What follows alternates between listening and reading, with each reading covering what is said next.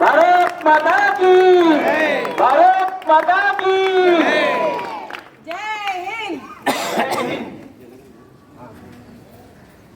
పాట వస్తుందా లేదా పూర్తిగా?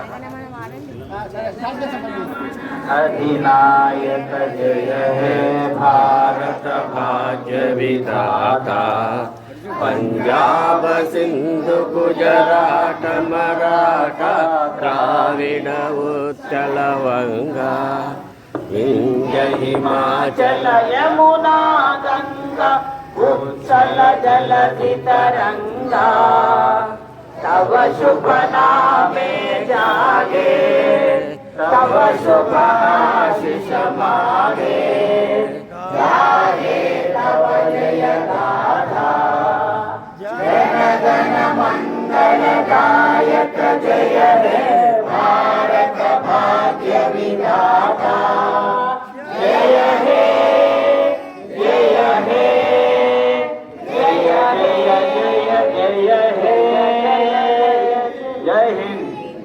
भारत माता की जय। माता की जय। भारत माता की जय। वंदे मातरम वंदे मातरम वंदे मातरम।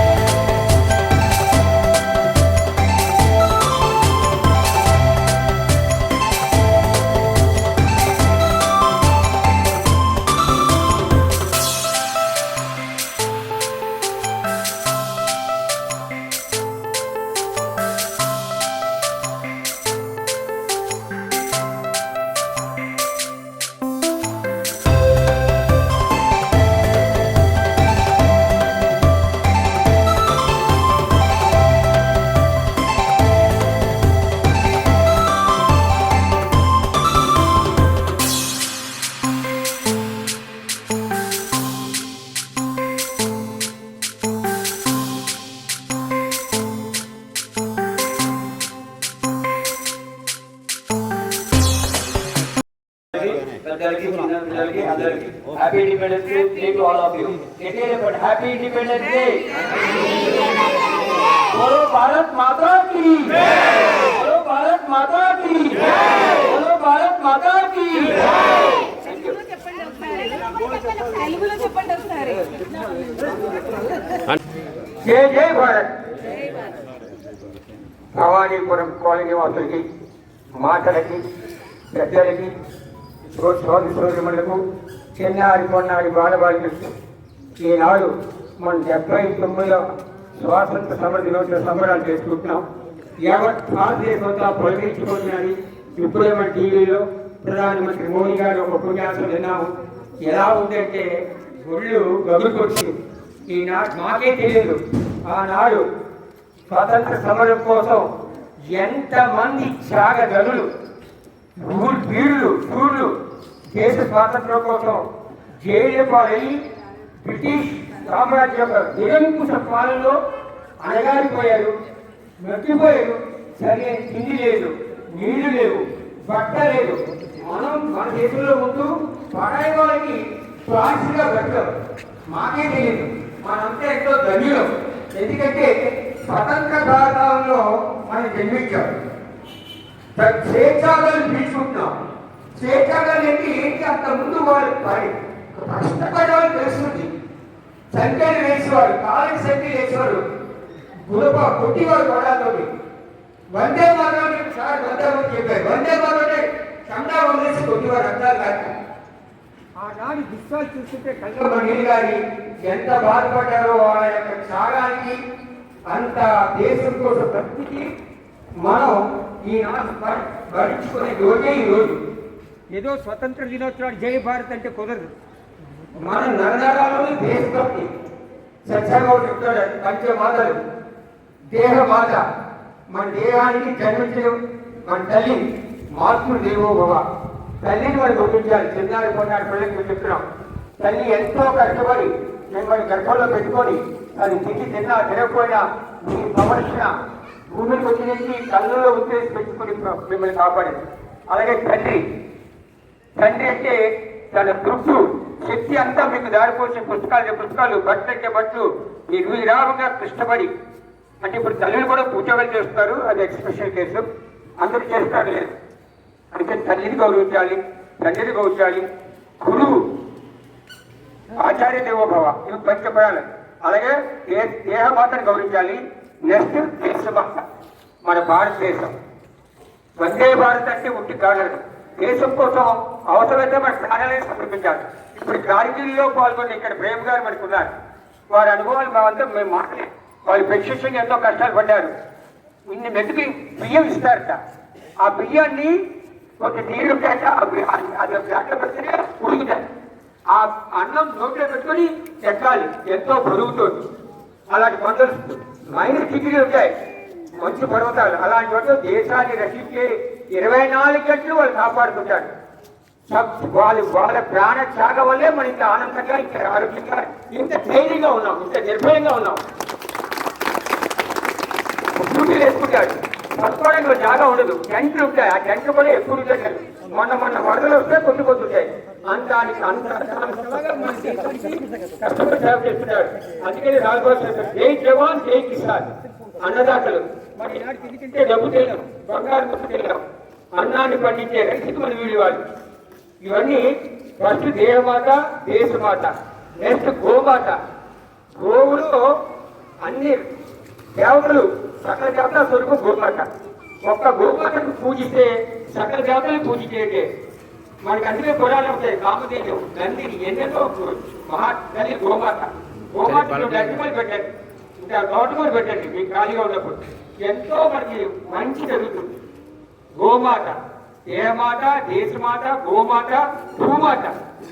మనం నిలబడ్డామంటే భూమి, ఒకసారి భూమి కనిపించిందంటే అవుట్, నిమిషంలో ఇదైపోతాం. ఆ భూమాతను గౌరవించాలి. నెక్స్ట్ వేదమాత. వేదమాత అంటే ఏంటి తెలీదు, వేదాలు. మరి నాటికి ఉంటే మన పంచాంగం అన్నింటిలో ఉంటే వేదాలు. ఋగ్వేదం, యజుర్వేదం, సామవేదం, అధర్వణం. మన ప్రపంచం అంతా వేదాన్ని సంరక్షిస్తేనే దేశాలు కానీ అన్ని బాగుంటాయి. వేదాలు తెలుసుకోవాలి. దీనికి మూల మతాలు ఏమి లేవు, అన్నింటికి మూలం వేదం. అది మీకు చక్కగా చెప్పొచ్చు. నెమ్మదిగా బాలవిక పిల్లలకు వస్తే మాకు గీచేస్తున్నారు, మీరు చేస్తారు శ్లోకాలు అవి. ఈ పంచమాతను గౌరవించాలి. ఇప్పుడు మనం స్వతంత్రం అంటే అంటే మన ఆత్మస్వరూపులం. పైకి నల్లగా ఉండొచ్చు, తెల్లగా ఉండొచ్చు, ఇది ముందు మనంతా ఆత్మస్వరూపులం. ఎక్కడికైనా మనం ఎవరైనా మన తిట్టేది మనం బాధపడుకోకూడదు, పౌరేది పొగ్గిపోకూడదు. ఎందుకంటే తిట్టేవాడు ఆత్మస్వరూపుడే, ఈ తిట్టిపించుకున్నాడు ఆత్మస్వరూపుడే. ఇలా చెప్తే చాలా ఉన్నాయి.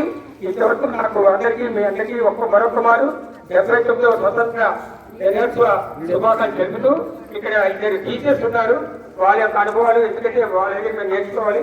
ఆ మాటలు కూడా చెప్తే 2 విషయాలు నేను సంతోషిస్తాను. జై భారత్, వందే భారత్.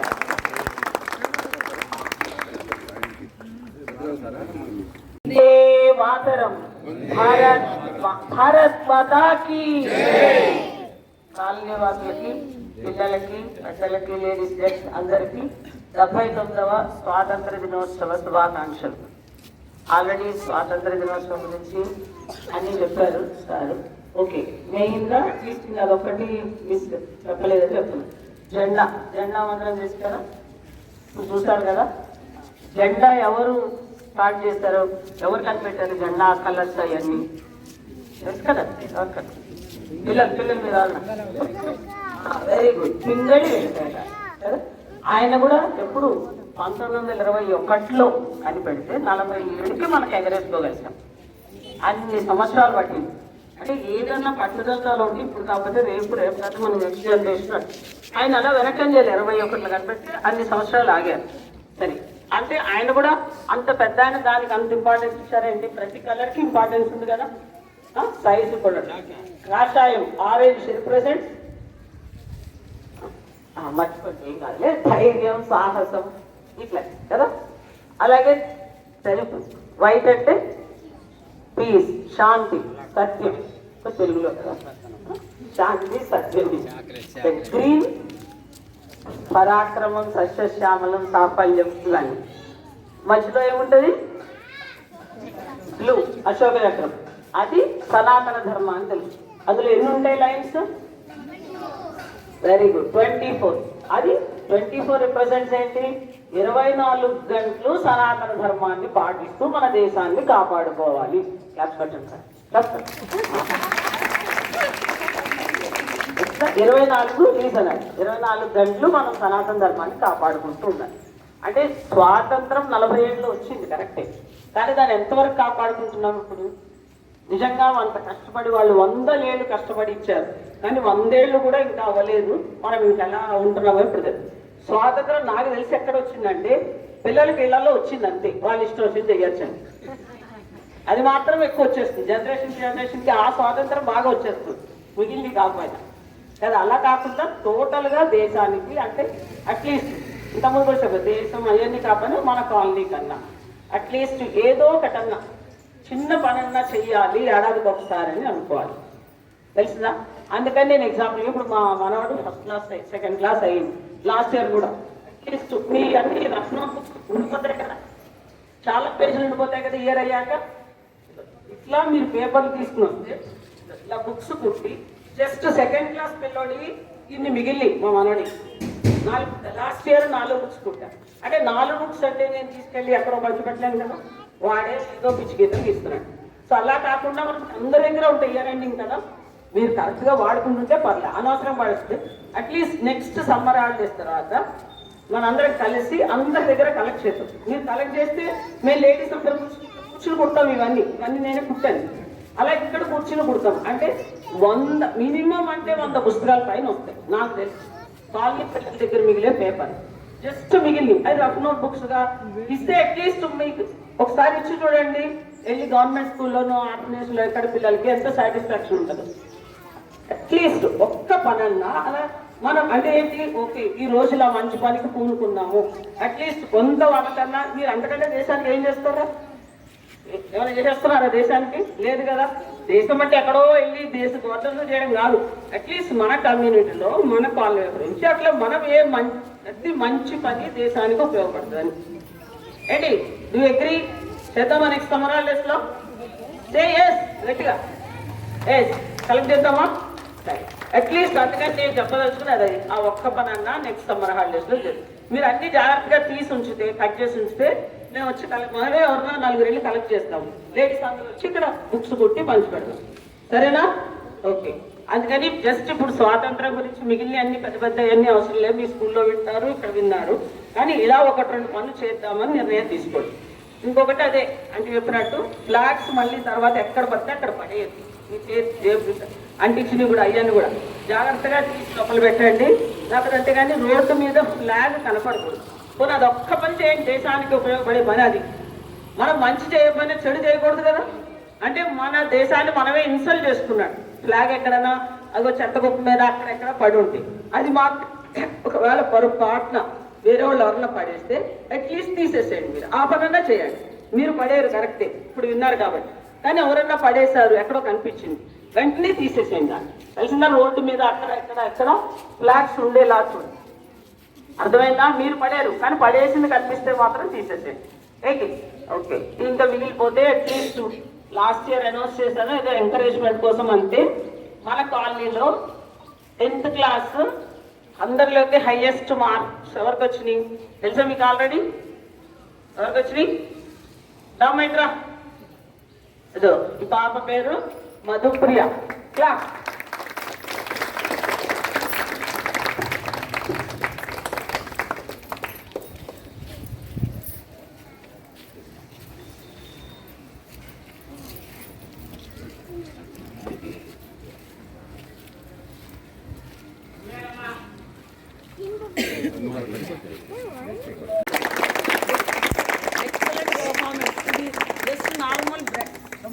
నార్మల్ బ్యాడ్జ్ అని కాదు, ఆమె జస్ట్ విజయానికి ఇది గుర్తుగా అంతే మన కాలనీ తరఫు నుంచి.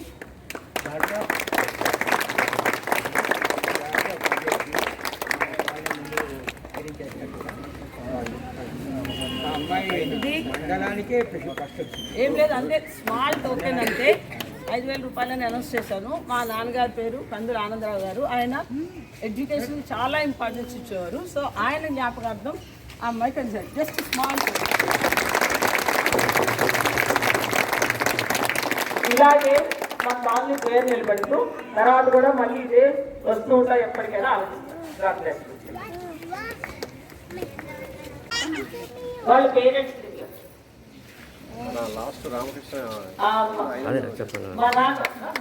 మన కాలనీలో ఐరన్ చేస్తూ ఉంటారు.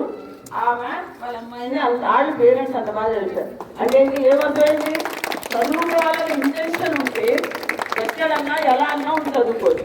అదేనా అంటే ఫెసిలిటీస్ కొంచెం ఉంటే అంత బాగా చదువుకుందంటే మనం ఫెసిలిటీస్ ఇంకా ఇప్పిస్తే అమ్మాయికి లేకపోతే మీరందరికి ఎంత బాగా చదువుకోవచ్చు. అవునా కదా? ఏంటి ప్రతి ఒక్కళ్ళు టాప్ అనవసరం లేదు, కానీ అట్లీస్ట్ మన వరకు మనం ఎంత బాగా చదువుకుంటున్నామో ఎంత పైకి వస్తున్నామో అనేది ఇంపార్టెంట్. చాలు అందరూ వాళ్ళ అమ్మగారి కొట్టండి ముందు.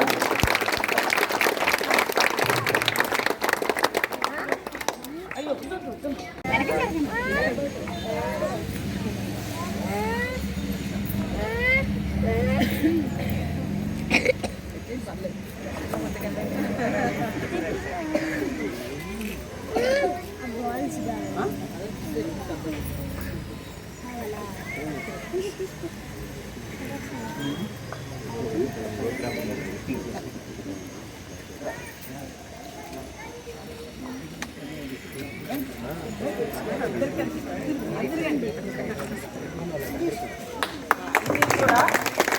స్మాల్ టోకెన్ ఇది మా మాయ గారు బొంతల బాలరంగయ్య గారి హెల్ప్తోని ఇస్తున్న వాళ్ళకి ఎన్ని స్మాల్ టోకెన్ అది. కానీ అది అమౌంట్ అనేది ముఖ్యం కాదు, కానీ ఆ బాబు మన కాలనీలో అట్లీస్ట్ టాప్ లో ఉండాలంటే నాకు తెలిసి మరి ఇంతకుముందు తెలియదు, నాకు తెలిసి ఐఐటీలో ఫస్ట్.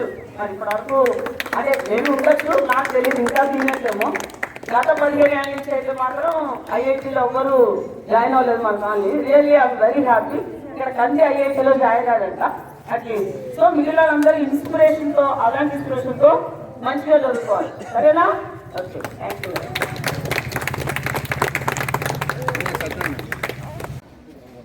అథర్వన్ ఇప్పుడు ఐఐటి కంది ఐఐటీలో జాయిన్ అయ్యాడు.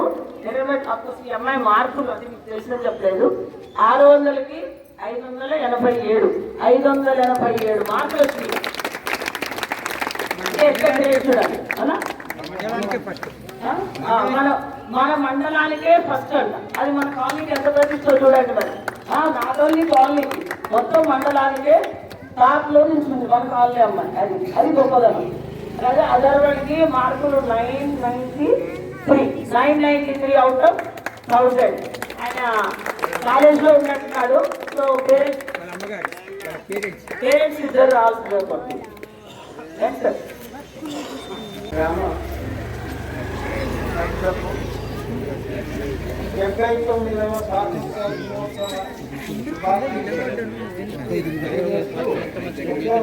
తీసుకోవాలి నేను ఇప్పుడే అప్లై చేయించారు. 10th క్లాసు ఇంటర్మీడియట్ ఐఐటీలో మంచి ర్యాంకులు సాధించిన వాళ్ళకు బహుమతులు ఇవ్వడం జరిగింది. చాలా నేను కూడా శుభాకాంక్షలు తెలుపుతున్నాను. ముఖ్యంగా 79వ స్వాతంత్ర దినోత్సవము నిజంగా చెప్పాలి అంటే మనకు 78 ఏళ్ళు పూర్తయినాయి. స్వాతంత్రం వచ్చిన తర్వాత 1947 నుంచి 2025 వరకు 78 సంవత్సరాలు పూర్తయినాయి. 78 సంవత్సరాలు పూర్తయినాయి. అది లెక్క కట్టుకోవాలి. మనం ఇది 79 లెక్క కట్టుకోవాలంటే కన్ఫ్యూజ్ అయితే గుర్తుపెట్టుకోండి. ఇవాళ 1948 కూడా లెక్క కట్టుకుంటే ఇప్పటికీ 79వ స్వాతంత్ర దినోత్సవం జరుపుకుంటున్నాము. చాలా సంతోషము. మనం స్వాతంత్రం కొరకు పోరాడిన వాళ్ళము ఇప్పటి జనరేషన్ అంటే మన అంతకన్నా ముందు బాగా గుర్తించుకున్నారు, కానీ ఆ తర్వాత పుట్టిన వాళ్ళంతా రాను రాను రాను మర్చిపోతున్నారండి. నిజం చెప్తున్నాను నేను. స్వాతంత్ర దినోత్సవం ఏంటి, ఎవరో పట్టాలి, ఎవరో తెచ్చింది, మాకెందుకు మా ఆయన మధ్యలో పెట్టాను మాకు చదువుతా అంటే చెప్పేది ఏంటయ్యా బాగానే ఉన్నప్పుడు నిజంగా ఇంటికాడ కొంతమంది కూడా వాటరు ఎట్లంటే తల్లిదండ్రులు మధ్యలో పెట్టుకున్నారు వాళ్ళకి మంచి తెలియదు ఏం తెలియదు విశ్వాసంటే తెలియదు కనుక ఇవాళ నాకు మోడీ గారు మాట్లాడుతుంటే టీవీలో మంచి నిజంగా చాలా విషయాలు తెలిసినాయండి అందరూ చూసిన వాళ్ళు ఉంటే తెలిసిపోతుంది స్వాతంత్రం వచ్చిన తర్వాత మనం ఇంత డెవలప్ అయ్యింది ఆయన ఒకటొకటి చెప్తుంటే మనకే తెలియదు ఇప్పుడు అదేవిధంగా ఎట్లుంటుందంటే తల్లిదండ్రులు కూడా పిల్లలను చదివించినప్పుడు వాళ్ళు ఎంత కష్టపడి వీళ్ళకి ఫీజులు కట్టి ఎంత కట్టి ఎట్లా చదివించింది వాళ్ళకి చెప్తున్నా కానీ వాళ్ళకి తెలుస్తారు ఓహో మా నాయన కష్టపడ్డారు అప్పుడు వ్యక్తికి గౌరవం కూడా ఇస్తారు ఒక విషయం చెప్తున్నా మన విజయం కాబట్టి మనకు రాదండి ఇట్లా పిల్లలంతా అనకూడదు కానీ మటాలంటారు కానీ అందరికీ అది మనం ఒకసారి జ్ఞాపకం చేస్తే వారసులు జ్ఞాపకం చేస్తే మన పరిస్థితి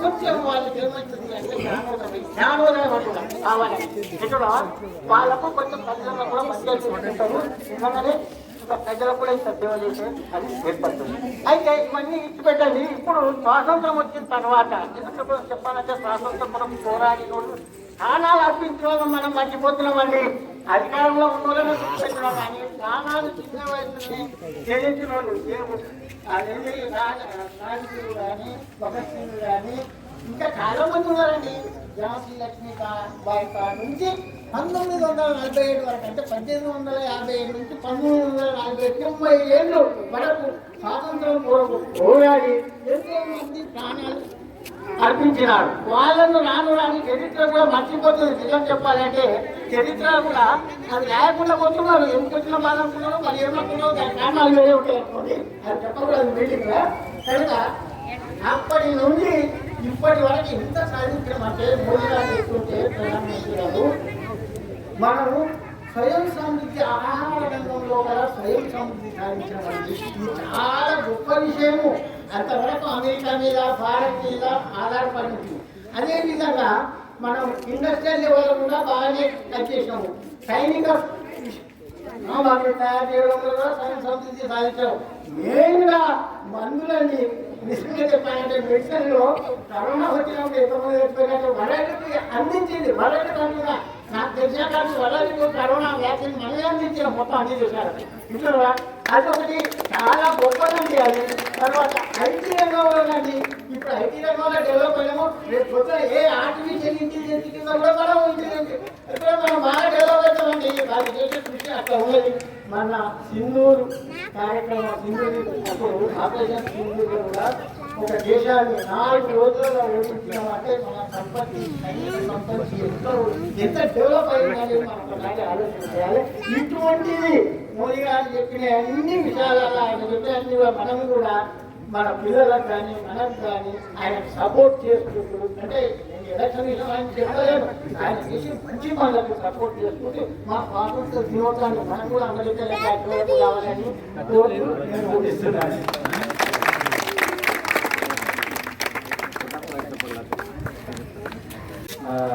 ఇప్పుడు మన వాళ్ళు పెద్దవాళ్ళందరూ మాట్లాడారు. నెక్స్ట్ 26 జనవరి వరకు పిల్లలందరూ కూడా మీరు మనం 26 జనవరి మనం ఎందుకు సెలబ్రేట్ చేసుకుంటాము ఏంది అనే విషయాల మీద మీరే మాట్లాడాలి.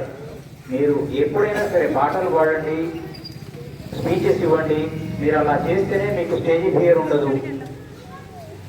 తర్వాత మీ ఫ్యూచర్ లోపల కూడా మీకు మంచి ఇది ఉంటుంది. తల్లిదండ్రులకు కూడా నేను చెప్తున్నాను, దయచేసి వాళ్ళందరినీ తయారు చేయండి ఆ విధంగా.